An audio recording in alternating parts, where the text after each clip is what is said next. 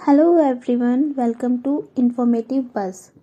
जब से Snow White का ट्रेलर रिलीज हुआ है, सब जगह इसी मूवी की बात हो रही है। लेकिन इस फिल्म को लेकर कुछ ऐसे इश्यूज उठ रहे हैं जो लोगों के बीच डिबेट का कारण बन गए हैं। आज हम बात करेंगे कि क्यों ये मूवी लोगों के बीच काफी डिस्कशन का टॉपिक बन गई है और क्यों इसकी कास्टिंग ने लोगों को काफी अपसेट कर दिया है।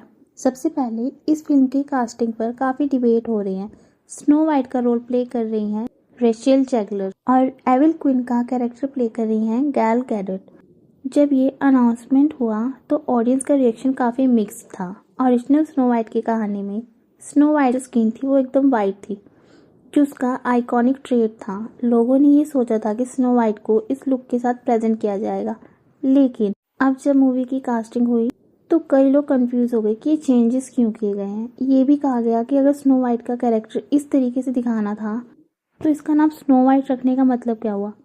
ये कंट्रोवर्सी और ज़्यादा इसलिए भी बढ़ी क्योंकि ओरिजिनल स्टोरी में स्नो वाइट के साथ ड्वार्फ भी थे, बट इस मूवी में कोई भी ड्वार्फ पर्सन्स को नहीं लिया गया और इस वजह से फिल्म को लेकर काफ़ी बातें चल रही हैं।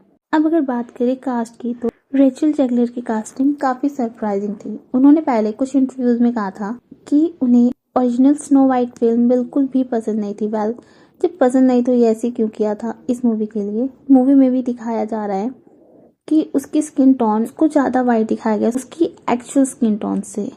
और एक इंटरव्यू में उसने कहा जो प्रिंस था उसे स्ट्रोकर जैसा लगता था एंड शी डजंट लाइक। और उसने ये भी कहा कि इस मूवी में जो प्रिंस का रोल रहेगा वो बहुत ही मिनिमल रहेगा या फिर कट भी किया जा सकता है। It's Hollywood.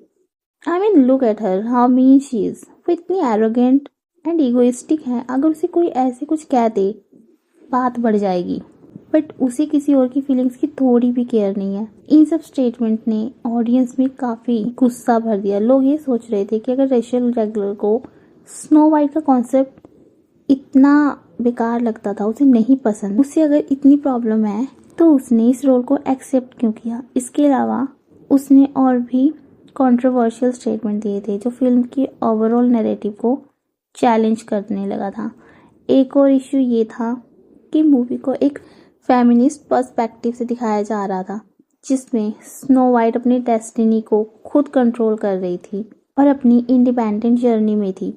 ये नैरेटिव ऑडियंस को अट्रैक्ट करने की कोशिश कर रहा था, लेकिन प्रिंस चार्मिंग का रोल इतना माइनर बना दिया गया कि लोगों का ये कहना था अगर फिल्म फेमिनिस्ट होने का दावा कर रही है तो फिर प्रिंस का रोल क्यों इतना रखा गया, वो भी ना रखते। इस बार फिल्म में प्रिंस को सिर्फ एक साइड कैरेक्टर के रूप में दिखाया गया है, जिसमें उसका मेन रोल स्नो वाइट को रेस्क्यू करना नहीं बल्कि उसके साथ मिलके अपने शहर को बचाना है। ये चेंज भी काफी लोगों को पसंद नहीं आया क्योंकि क्लासिक फेरी टेल्स में प्रिंस का रोल बहुत ही ज्यादा इम्पोर्टेंट था। ये स्नो वाइट रीमेक डिज्नी की उन रिबूटेड फेरी टेल्स का हिस्सा है जो आजकल काफी पॉपुलर हो रहे हैं।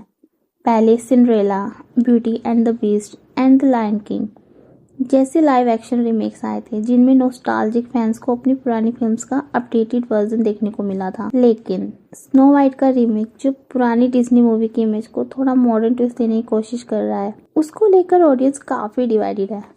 आजकल डिज्नी के रिबूट्स को लेकर काफी लोग ये भी कह रहे हैं कि ये फिल्म्स अपनी ओरिजिनल वर्जन के चार्म्स को खो दे रही है।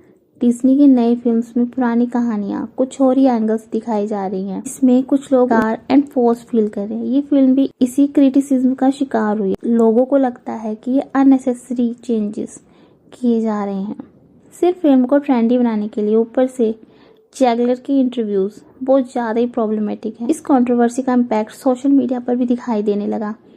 रेचल जैगलर को काफी क्रिटिसिज्म का सामना करना पड़ा, तब जाके उसने पब्लिकली अपॉलॉजी मांगी। लोग ये पूछ रहे थे कि अगर उन्हें ओरिजिनल स्नो वाइट की कहानी में इतनी कमियां नजर आ रही थी तो उसे ये फिल्म क्यों एक्सेप्ट करनी पड़ी।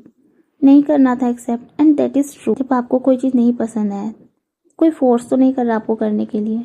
मूवी पर ये कहा गया कि इस मूवी के थ्रू कुछ और नई कहानियां दिखाना चाहते हैं। ये भी कहा गया कि अगर हमें आउटडेटेड स्टीरियोटाइप्स को तोड़ना है तो हमारी स्टोरीज और कैरेक्टर्स को इवॉल्व होना पड़ेगा। जैगलर ने भी खुद भी अपने क्रिटिक्स को जवाब दिया और ये कहने की कोशिश की कि उन्होंने ये रोल अपने बिलीव्स के हिसाब से एक्सेप्ट किया था। डिज्नी ने इस फिल्म पर काफी पैसा इन्वेस्ट किया था, लेकिन अब क्वेश्चंस उठ रहे हैं कि क्या ये फिल्म बॉक्स ऑफिस पर इतनी अच्छी परफॉर्मेंस देगी। जब लोग इतने अपसेट हैं, ये सब इश्यूज डिज्नी की मार्केटिंग स्ट्रेटजीज की वजह से बढ़ गए, क्योंकि उन्होंने इनिशियल स्टेज पे बैकलैशेस को ध्यान नहीं दिया, और अब जब कंट्रोवर्सी ज़्यादा बढ़ गई तो उनको मैनेज करना मुश्किल हो गया। हम बॉक्स ऑफिस के प्रेडिक्शन देखें तो ये फिल्म मिक्स्ड रिएक्शन के साथ रिलीज होने वाली है।